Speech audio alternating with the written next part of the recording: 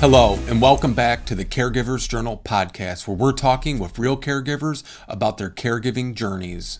Welcome to the Caregivers Journal podcast. I'm Lance A. Slatton, co-host of the Caregivers Journal with my esteemed colleagues, Cindy and Christina Hardin-Weiss of Adaptive Equipment Corner. Ladies, always good to see you. How are you today?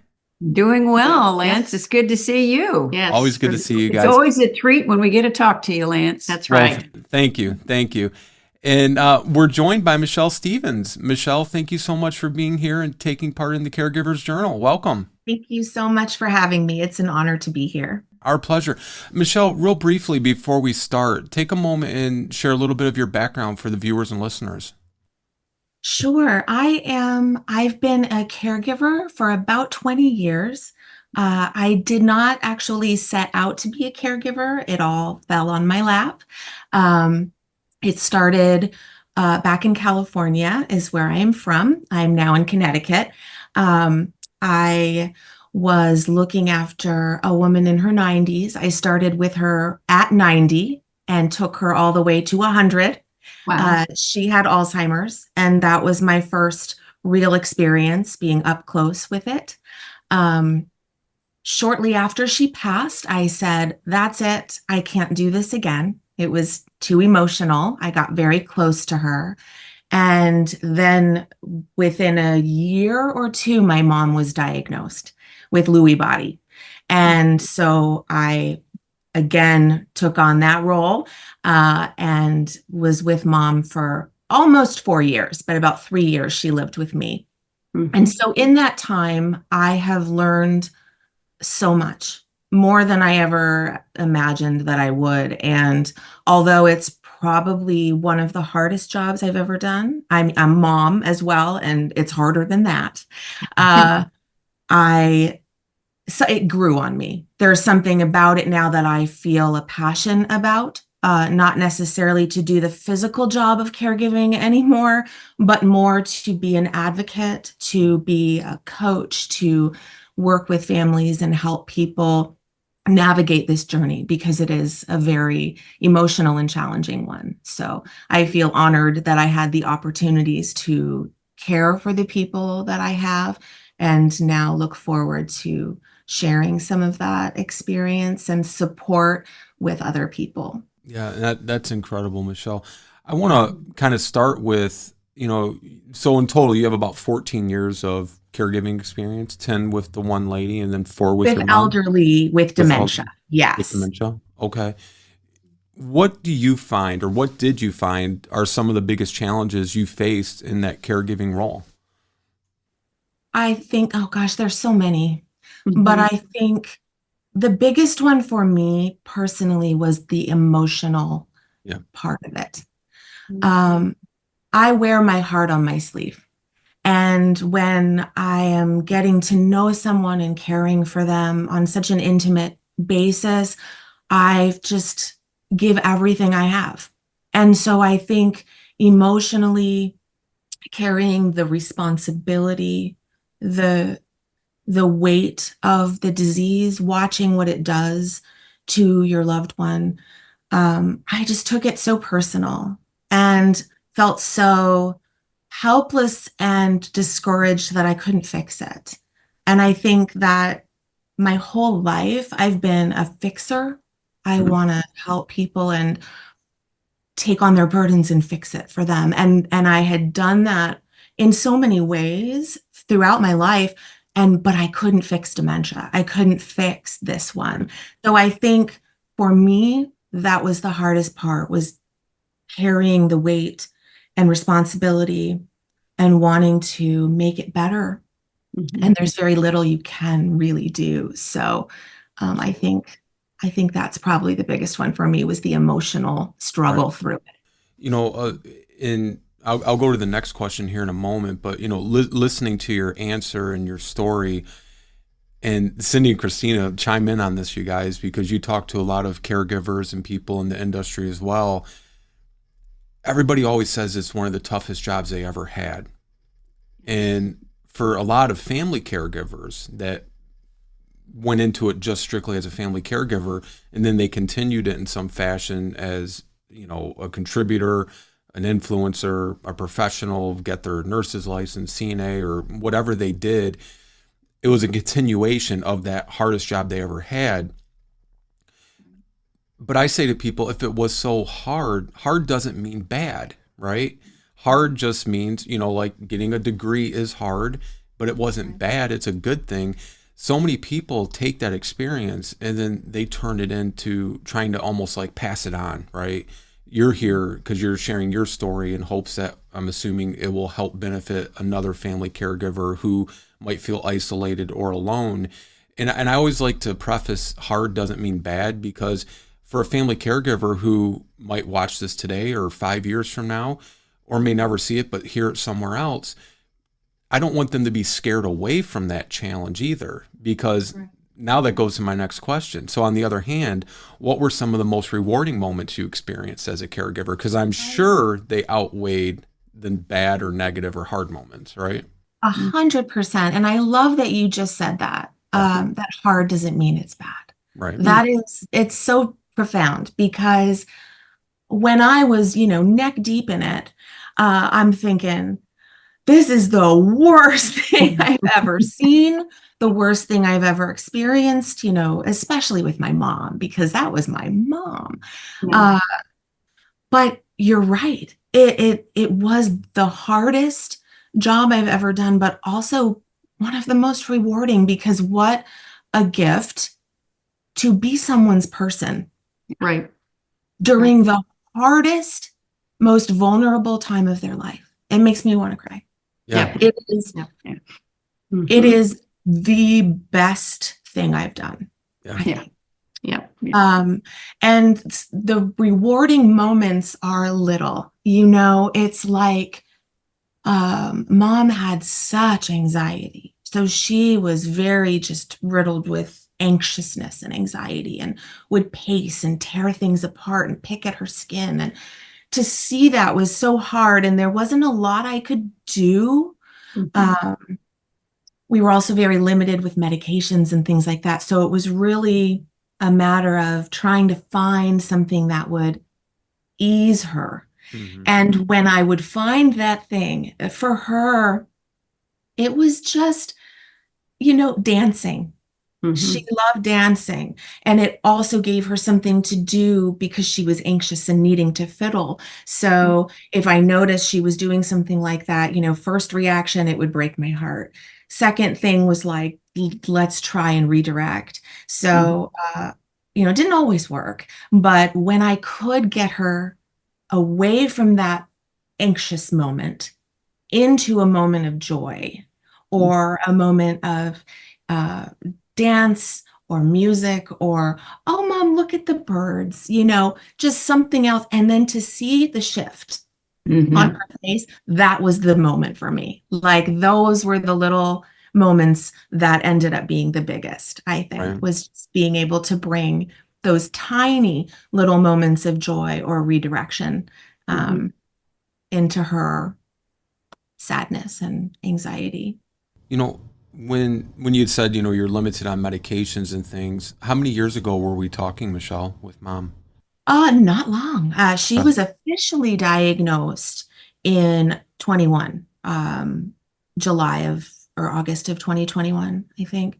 But because they were diagnosing her with Lewy body, they had said that they couldn't give her the normal medications like antipsychotics and things that they could give to others who are suffering from like Alzheimer's or something, because it would then make her symptoms worse. Right. So we had a few options, and we, went with a couple of them to help with sleep, and then the restlessness and anxiety. So I think we did Seroquel, and there was one other one. And then they had a trial medication that they offered that could really be helpful for a lot of the Lewy body symptoms that she was having, but the insurance wouldn't cover it. And it was so expensive. So we just went with it on our own. Yeah. But I think that's where the limitations were, is the Lewy body. Yeah. Right. Yeah. Aside from the medication and, the limited options for pharmacological resources. Were you given or did you find any other helpful resources just for your day-to-day caregiving for mom and better understanding things and getting, some support through any government agencies or anything? Yes, to all of those things. I initially was like a deer in headlights, you guys. I went out to get her and bring her home, and I was like, what the hell do I do now? This is crazy. I didn't know how bad it was because we lived far away at that point. And I knew that it was not good, but I didn't really realize like how much I was taking on. So I just sort of was frozen for a while. And everyone kept saying, friends of mine and my brother and people who were close to me, you need to get a support group. You need to reach out. Well, I am not great at that. I will just say I am the girl who's like, I got it. I'll handle it on my own. And that did not go well for me. I had then been diagnosed with high blood pressure at that time. I was depressed. It was really overwhelming. And there's only so much that you can do on your own. So one day I went to the doctor and basically just let it all out. This is what's going on. What do I do? I was also new here. I grew up in California, and right before the pandemic, my husband and kids and dog and I all traveled and moved to Connecticut thinking my mom was okay. I did not know. And so I had no friends, no family, no support at all. It was just my husband and I and our kids. That's it. And people were still, we hadn't been able to like make friends because we were still pandemic-y. Right. So I went to the doctor and talked to them and was like, what do I do? They gave me a list of resources that the state of Connecticut would be able to help me in some of these ways. So it was awesome. I was able to apply for, I forget what they call it, but basically to be her caregiver person instead of putting her in a state home because we couldn't afford, then they would pay me to stay home and take care of her. And it was not a ton, but it was great. It was just enough to take the edge off a little bit of not having a job in addition to that.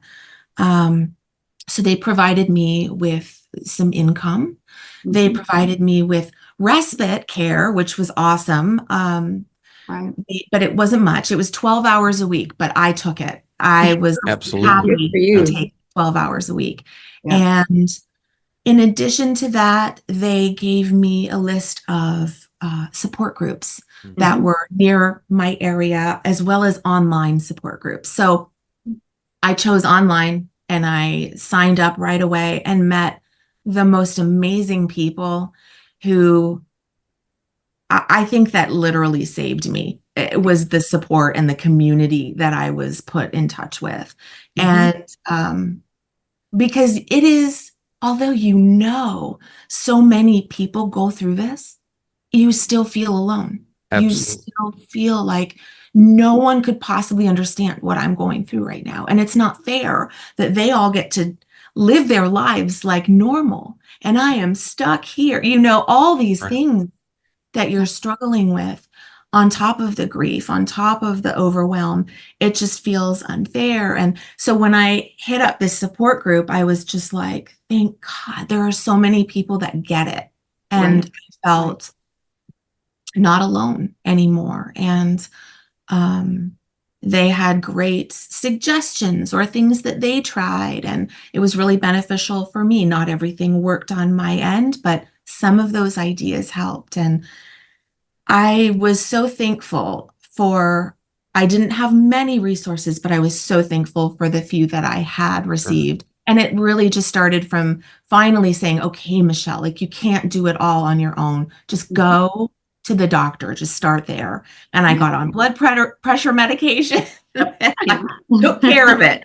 And so, the resources were were huge. Well, and I love that answer, Michelle, because whether you know it or not, that's not typically the case, right, ladies? I mean, Cindy and Christina, I don't know if you'd agree with this, but so often when families go to the doctor or their healthcare provider, they're not given really any resources whatsoever. And I mean, I don't know if you realize how, fortunate you are. You're almost like the unicorn in that sense because there's so many families.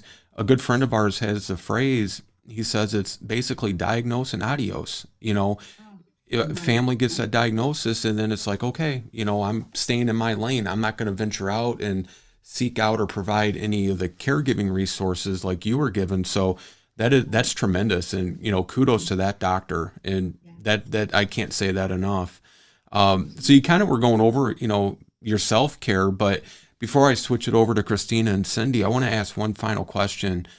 If you could go back, Michelle, and talk to Michelle from X amount of years ago, knowing what you know now and having the, benefit of hindsight, what do you wish you knew then that you know now? That you're going to be okay. Mm, I good think, answer. and that it is enough. I think that's the biggest thing I would like to tell myself. And I still have to tell myself that today, even though my mom is now not with me anymore. That I did enough, you are doing enough, and that mom was proud of you. Yeah. I think I was, and I think we all are our worst critics, right? We are the hardest on ourselves over what anybody could put on us. And I think that was my biggest struggle. And I still struggle with it. Sure. But I think I would hug her and tell her that she was great and that she did more than enough. And that it's going to be okay. And I think that's an important message for all family caregivers, because I know, I was a family caregiver and I had one of the best healthcare systems in the world come into my house for 2.5 years, sometimes up to 7 days a week. This wasn't respite care. This wasn't caregiving. These were like wound care nurses and RNs and physical therapists for my father, who had unexpectedly came to live with my wife and I after we had gotten a call that he needed more help than what he could provide himself on his own. It wasn't dementia. It was just a very significant wound that developed into osteomyelitis, which is infection of the bone. And 2.5 years, my wife and I were in our early 20s. We were never once by the surgeons or doctors or any of these visiting healthcare professionals at our home offered or given any resources. And to this day, I just cannot comprehend that. And so that's why I love, doing these shows and doing what I do now professionally, because it still is not changed much. Your answer, I did not expect that whatsoever when I asked about what resources you were given. So that's why, again, it's incredible that you were so fortunate to have a healthcare professional that was able to identify the needs of not only your mom, but also you as her primary support, as her caregiver. So, but I think you definitely were more than enough. And you're right. We're all our own worst critics, and we like to be fixers and we want to fix everything. And some things aren't able to be fixed. You just have to do your best with what you have. And, I just really appreciate you, sharing that. So I think it's a good time to go to our co-hosts, Cindy and Christina. They can pick it up from here. Okay. Michelle, again, we are so happy that we have you here, and, what an experience, just to hear what you have been through, for the caregivers out there. One of my questions, we talk a lot to caregivers, and we do worry, as therapists, we worry about physical state, but we also worry about emotional state. And it's interesting because everybody moves through this caregiver journey, and maybe it doesn't start out as physical, but it certainly starts out as mental, emotional for the caregiver. And then you may move into the combination of emotional and physical. We see caregivers lose themselves as the daughter, as the son, as those people. How did you Was there anything that you could share with us that you did for yourself to help kind of separate that, even if it was only, you could only do it a little bit at a time? You were the main caregiver, but how could you separate yourself at times and be your mother's daughter? Or were you able to do that? Oh, that is such a good question. I struggled with that. Yeah. I will be honest. For the first while that she was here, Mhm. I still craved to be her daughter. Yeah. And she forgot me relatively early. Actually, when I flew out to California to pack her up and bring her here, Mhm. I was kneeling on the floor folding some clothes, and she said, "How are we related again?" And I Mhm. just went, ah, I Yeah. didn't think we were there yet. Yeah. Uh, and then it would come back and she'd know who I was. And then it would, go away for a blip. And then, so that during the beginning stages, I just was desperate for her to remember me as her daughter. And I was very careful not to be too caregivery. I still wanted her to feel like she had independence and that she was her own person and that I wasn't fussing over her too much. Although she did need a lot of fussing Right. over, I really tried to mask it or, I guess, fake it a little bit, and remain her daughter to a degree.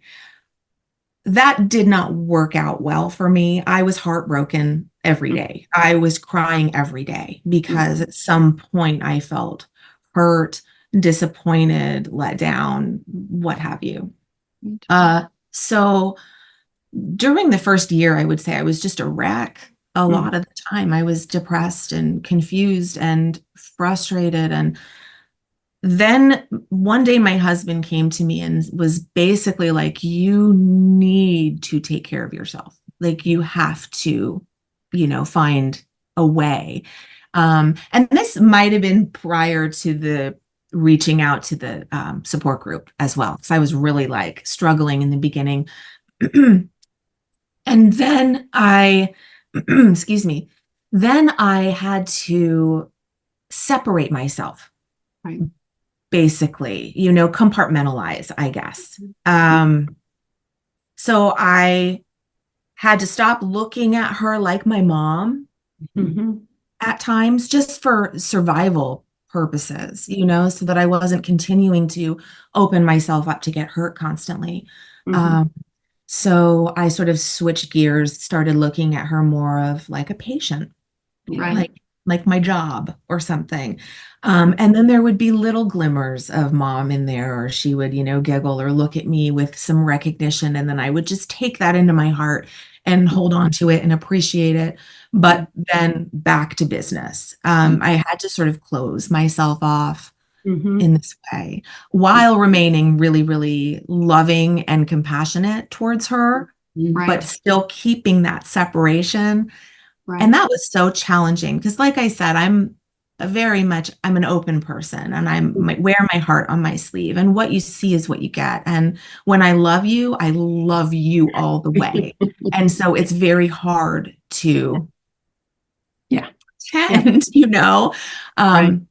But I made my way through it. And over time, it became easier, Mhm.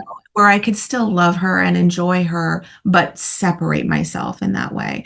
And as far as self-care goes, I am not awesome at it. Even to this day, I am better than I was, I will say. And that journey, I think, was supposed to be in my life, honestly, because it did teach me a lot about myself and my limitations. And it made me love myself a little bit more, I Yeah. think. And I don't know if I would have been so motivated to find that love for myself or that care for myself had I not been faced with this. So, like you were saying, when your parent or your dad came to live with you, it's turning your pain into purpose. Mhm. And I think that I had to go through that in order to find my deeper purpose. And so now I'm much more mindful of caring for myself. And I did do a decent job of it towards the end of my mom's life. I did find the time to do that. But It's not easy. It's Not not easy to easy. separate yourself. It's not easy. The emotional, the physical, because here's the truth. The emotional stuff, if you don't deal with that, it turns into physical stuff. Oh, yeah, absolutely. Right? Absolutely. Yep. And Absolutely. not only as your person is declining, they become more needy, where physically you need to get in there and lift and position and do all the things. But if you're not okay here and here, then for me, I had all this chronic pain happening, swelling, all sorts of random stuff that was not happening before, which was stress induced and not taking care of myself. And so there's a lot packed into that, you know. Yeah. But that's the gist. Yeah. Yeah. That's very interesting. And I like how you kind of stated that it has to be hard as a daughter, you know, becoming your mother's caregiver. Your mother is not really your mother anymore. Could you give us some idea? You know, a lot of times we have people, especially with dementia, with Lewy body, you have this person that you absolutely love and adore, and they're sharing things, or they're remembering things, or they're saying things that, you know, no, that didn't happen. That's not what happened in our family. That's not the, you know, that's, what are you talking about, Mom? And how do you as a caregiver, being a daughter and a caregiver, kind of balance those things and still give the respect to your mom, you know, and let her know that she's been heard, but yet balance that, knowing that that is nothing like, you know, whatever's being talked about. That's not what happened, Mom. That's not how it goes, you know. In the beginning, I would just remind her over and over again. And now, oh gosh, I regret doing that, because it would just confuse her more. You know, she'd be like, oh, she was a wanderer. So she liked to put her purse on, whether she was in her pajamas or whether she had, you know, she liked to layer her clothes and put her undergarments on the outside. So that was, she sported that look for a good bit. And she'd be ready to go. I got to go home, or I need to go meet the people, or whatever it was. And I would correct her. No, Mom, I'm your daughter. You live here with me now. You know, you have dementia. You know, I would try and explain it and rationalize it with her, or the stories she would share. Oh no, that wasn't it, Mom. That was Uncle OJ. That wasn't, you know, kind of thing. That was not, looking back now, it was definitely not the way to go. So it would make her more confused. She'd be suspicious of me. She'd be wringing her hands, and I knew, okay, this isn't calming her down. It's not clicking the way I want it to click for her. So how I would handle it really from that point forward was just agree. Oh yeah, exactly. Yes. Oh, you ready to go? Okay, great. I'll go with you. Let me go with you. You know, just, or if she would get distracted or anxious about it, or really harping on one thing, I would say, oh, I have something for you that I need you to do for me. Hang on one second. I'd go get a bowl of ice cream, or go get a job for her to do. Could you do this? It would really help me out if you could sort these washcloths or these papers or whatever it was.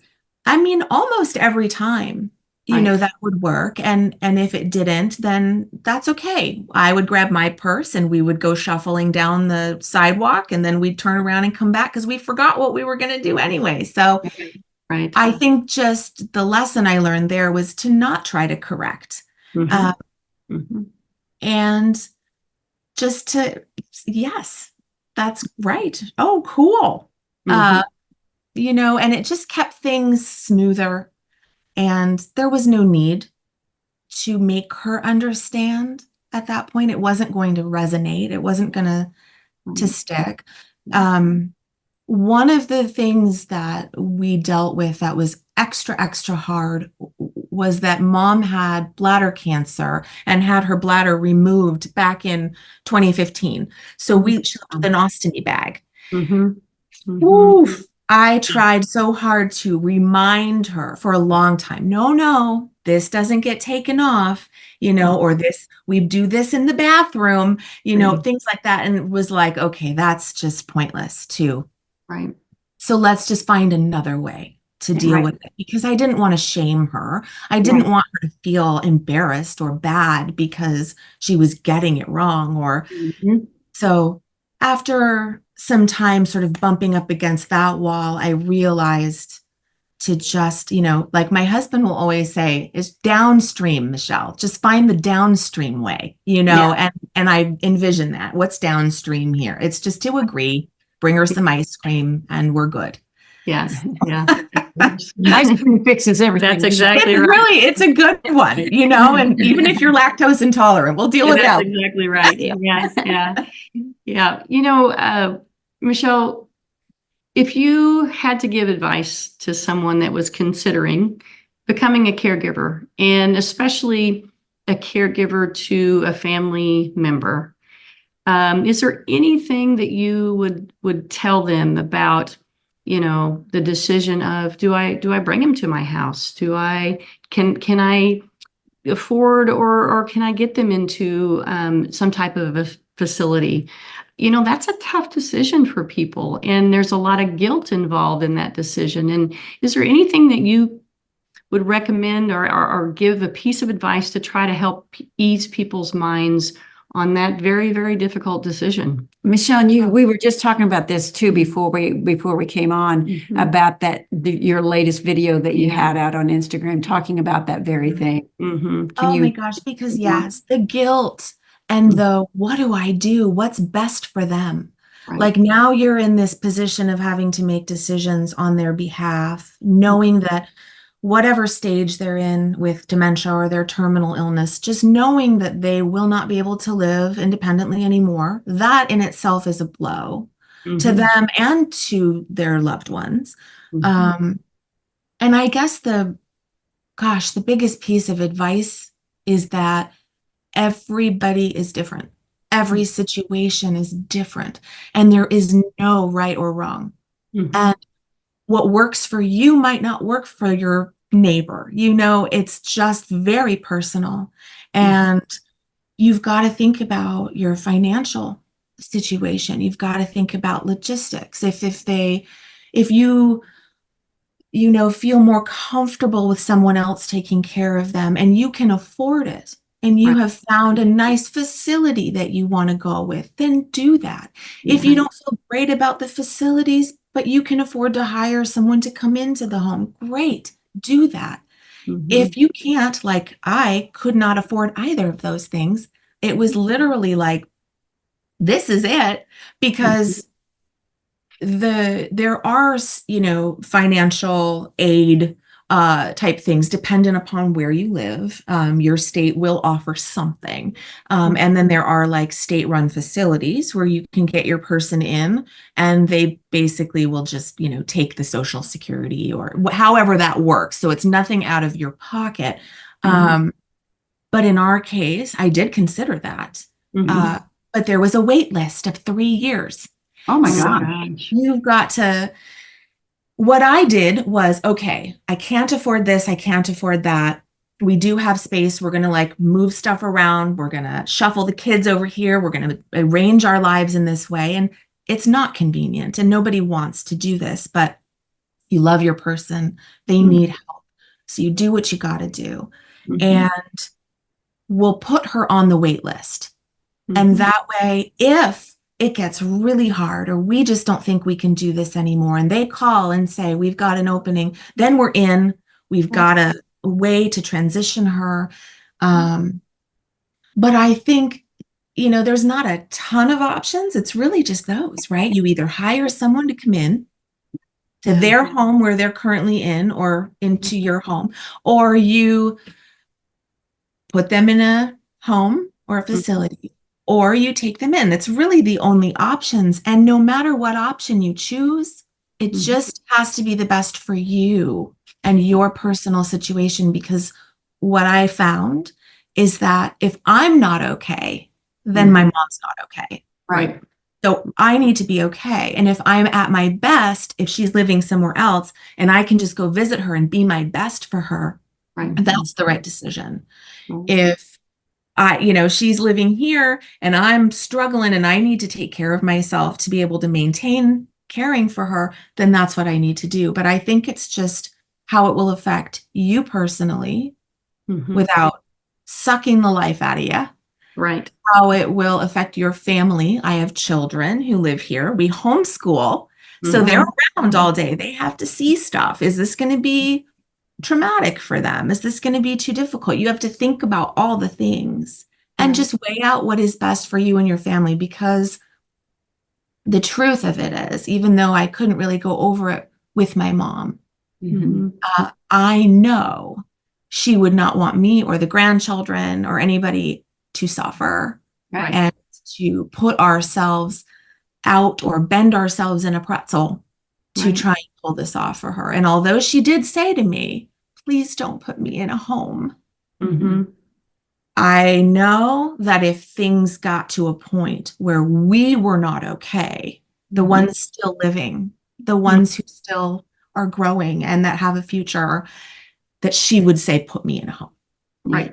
So it's really a personal decision. It's a tough decision. There were many stomach aches and tears and just difficult times trying to figure out what was best.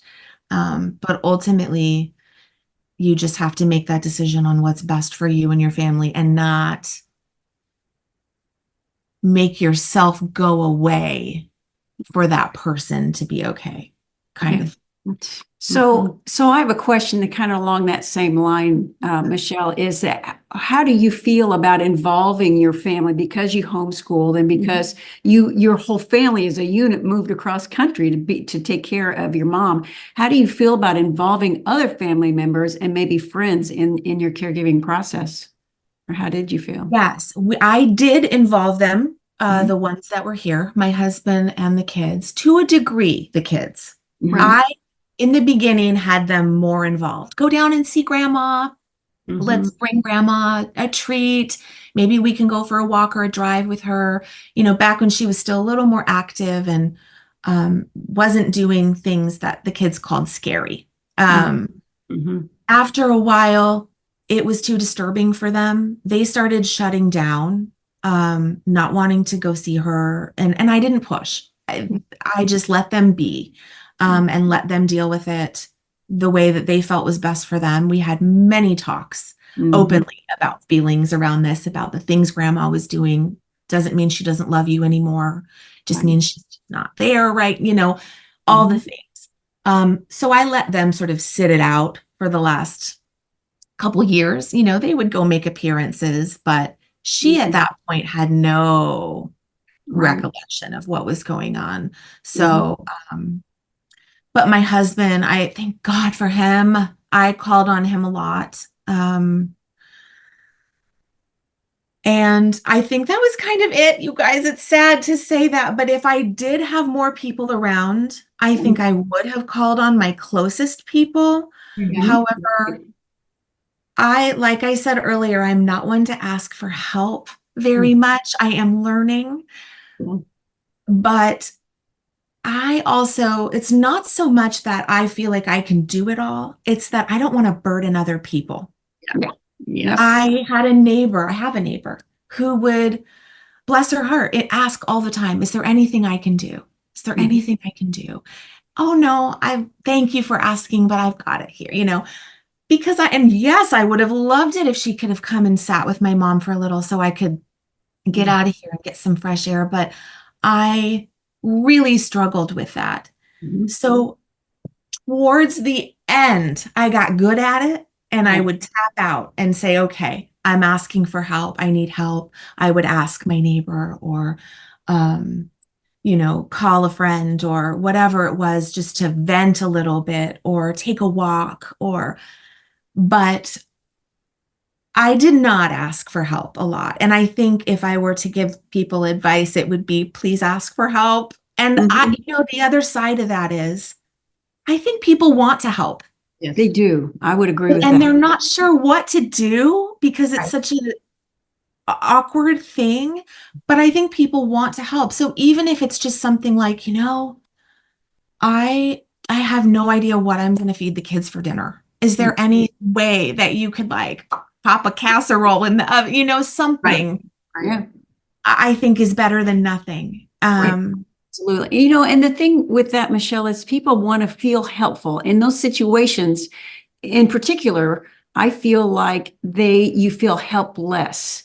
And Yes. so when somebody offers to help, it's a win-win situation. Right. So you're getting the help you need, and they're feeling helpful instead of feeling helpless. So I think if we can kind of reframe the way we think about that, I think that would be helpful for a lot of caregivers. Oh, 100%. 100%. Yeah. Yes. So do you feel like, Michelle, there are any misconceptions about caregiving that you'd like to dispel? I think the biggest one, and again, it's one that I struggled with a lot and that still creeps in, is that self-care is not selfish. Right. Right. I was brought up, I'll be 51 this year. I was brought up in an age where it was looked down upon, at least in my like my father. Let's just put it out there. He did not like it if you weren't working hard and just going.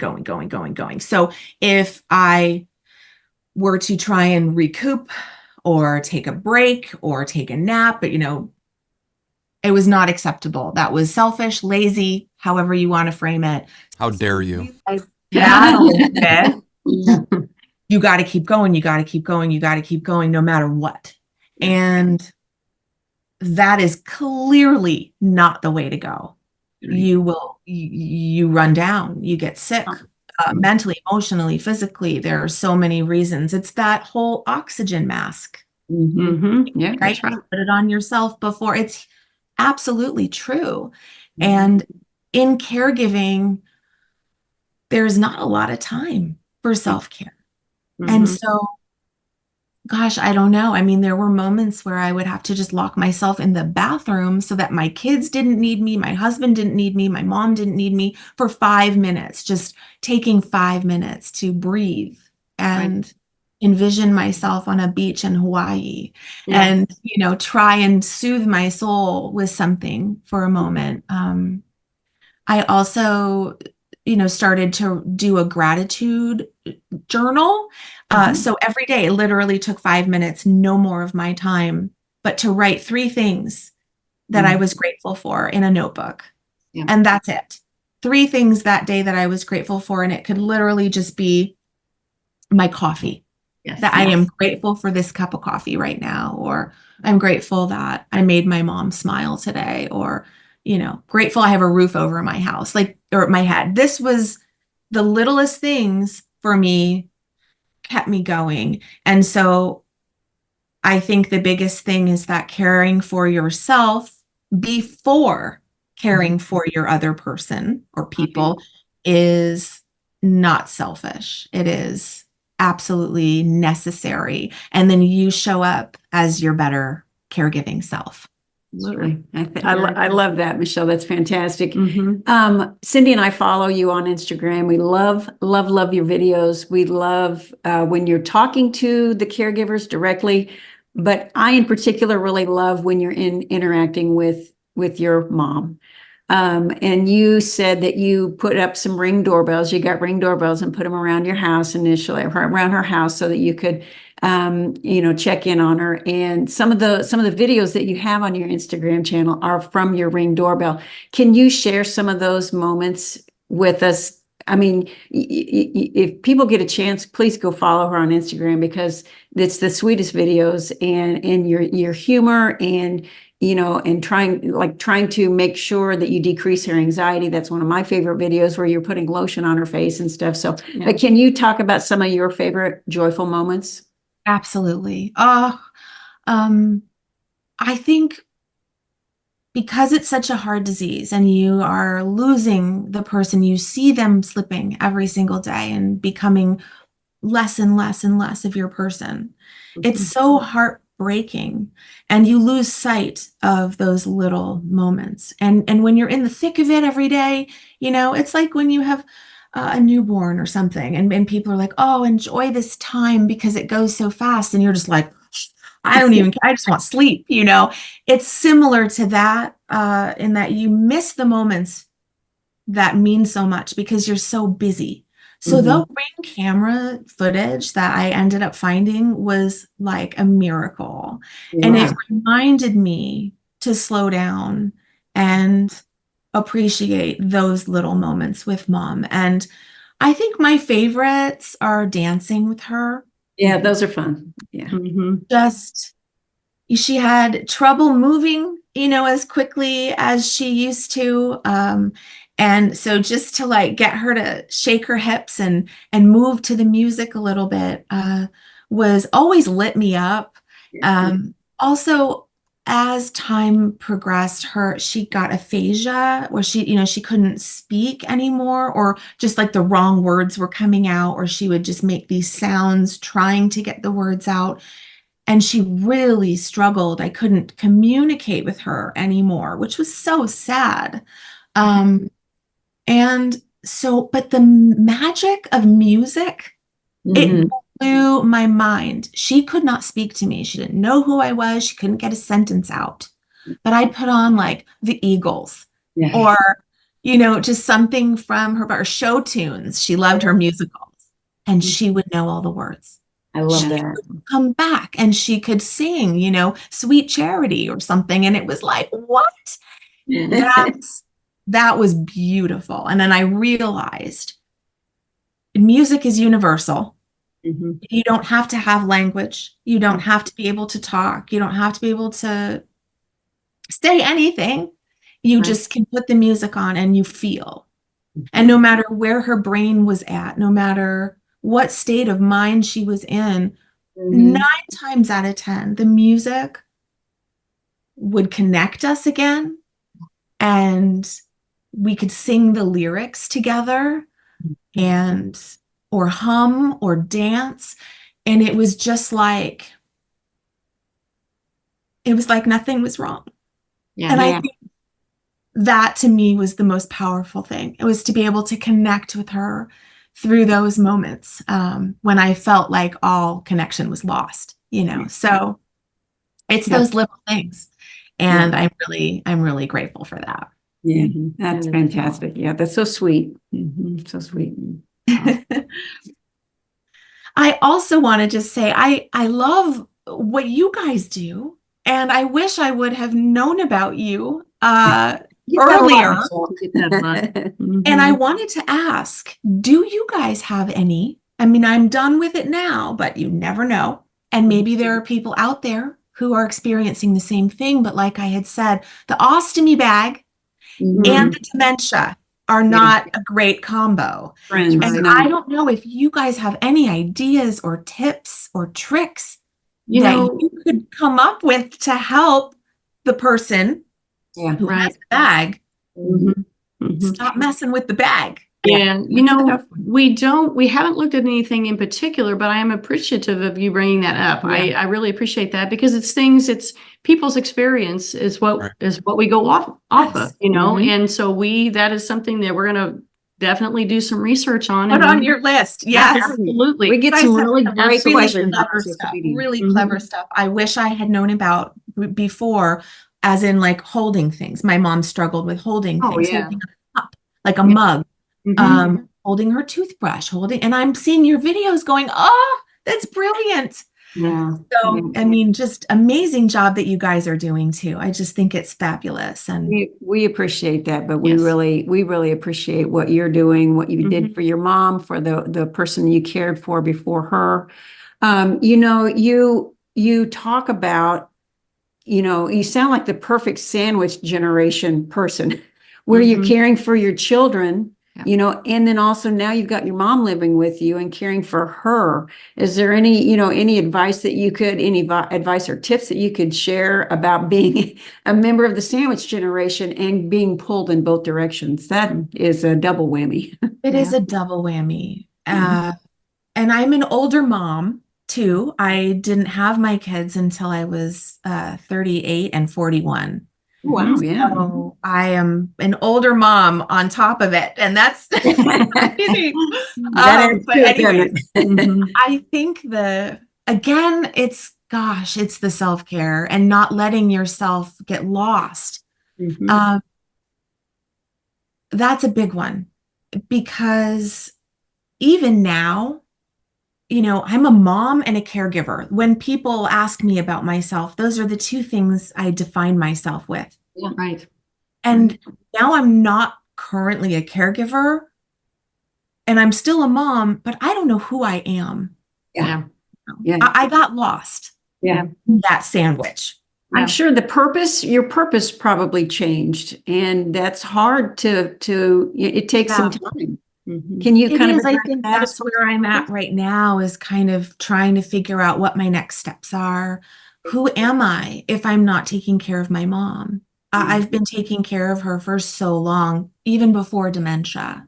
Yeah. There's a lot of history there of Mhm. her relying on me and me being her hero, Yeah. and now I'm not. And Yeah. I'm not quite sure what to do. And I think I wish that I would have made my purpose and our purpose changes, so I can't beat myself up too much about that. But I wish I wouldn't have let myself slide way back Mhm. in that and still had something for just me. Mhm. Right. And I didn't do that. I have little things and I'm holding on to those things. And I think ultimately I'm being guided into where my path is going to lead me next. Mhm. But it's a tough place to be, caring for others and raising your kids at the same time, and being a wife or a partner or husband, and still being an individual and showing up for yourself. So I think the advice there would be just keep something that's just for you in all that, even if it's just something really small. Yeah. Even if it's just coffee. Even if it's just coffee. Yes. Very true. I love it. Lance, did you have anything else that you wanted to Well, add? I just wanted to first say, that was one of the questions that, I was thinking about, Michelle, as you're, going through your story with your mom and things of, you're in that sandwich generation, they call it, right, of caring for minor kids and for an elderly parent, because, we've enabled people to live longer, not necessarily healthier lives, but longer lives. And that just adds a whole nother dimension that I think we could have a whole discussion on in the future about the sandwich generation and the impact it has on the family caregiver. But before we close out and go to Christina and Cindy's caregiving tip of the month, I just want to say thank you so much for being with us here today. Where would you like people? It's going to be in the show notes, but where would you like people to go to follow you on your social medias? What's your tag? I think, what is my tag? What do you guys? It's Dementia Caregiver Chronicles. Dementia Caregiver Chronicles, and I think there's a little underscore in Okay. between. In between each. Well, and it'll be in the show notes, and we'll make sure to have the accurate one up on the screen as well for people watching. I have a YouTube channel as well, but that's it for now. What's your YouTube channel? Same thing, Dementia Caregiver Chronicles. Okay, fantastic. Well, thank you so much for joining us today and for all the work you're doing. Keep it up. We look forward to following you, and you're welcome back anytime. Awesome. I loved it. You guys are all amazing. Thank you so much. Thank you. And Cindy and Christina, any parting words? Well, we the parting words we usually say are, "You're not in this alone." And I think if there was ever a person that kind of personifies that, it's you, Michelle, that you're not in this alone, and that you reach out. People want to feel helpful and not helpless, and Right. Absolutely. And I do want to give a shout out to our friends at the Confessions of a Reluctant Caregiver. I'll just mention it now. They are doing a self-care cruise, and that is going to be in October of 2025. We will not, All Home Care Matters and myself, we will not be on the cruise because that's an important wedding anniversary, and I want to return from that cruise, so I better not go on it. But we're a part of supporting it, but Cindy and Christina will be there. Our good friend Christina Keys will be there. Elizabeth Miller from Happy Healthy Caregiver will be there. Good friend of ours, Carrie Alberts, also known as Dementia Darling, will be there. And a couple others that I am not personally familiar with, so I don't want to mess up giving them a shout out. But it's going to be a great event, a lot of good respite and activities, and I'm looking forward to hearing the stories from the cruise when everybody comes back. We'll have some good ones, Lance. I'm sure you guys will. And but with that, thank you everybody for joining us for Chapter 5 of the Caregiver's Journal. Have a great day. Thank you. So we'd actually like to share a life hack that we learned from CNAs in long-term care, and we really appreciated this. We really appreciate them. But this is about changing a disposable undergarment without having to take the slacks and shoes off, which we know how difficult that is. So we're going to show that. We're going to demonstrate that. The first thing I want to remind people, though, is when you have this type of garment that you pull up, don't forget when you're taking it off, you can rip the sides here right at the seams. So if you just pull right at the seams like that on each side, you are actually able to take it off, okay, without taking it down around the feet, all right? So let's show how to put one on here. Okay, so what you're going to do is you're going to get the hole that's on the appropriate side over here, all right? The pants are right like this, down about knee height. I'm going to put this over their foot, okay, and get that set. Now you're going to grab the opposite side here, and you're going to take that side and you're going to start up this pant leg, okay? So I'm just going to kind of push all this in here a minute. Pull that right up the pant leg with me. I grab that side, there it is. We bring it up, and we're going to go down this pant leg, okay? So we go down through here. All right, now the pants may come down a little bit more, which is fine, just to be able to get that. All right, so now I'm going to take this, whoops, and put it right over the foot right there, okay? So that is going to allow you to pull up these briefs, just like that, and then you would be able to pull up the pants without actually having to take the pants and shoes off. And if you have found this helpful, please reach out and let us know on safeandsound.media. Thank you for joining us here at the Caregivers Journal podcast, where we're talking with real caregivers about their caregiving journeys. We look forward to seeing you again here next month.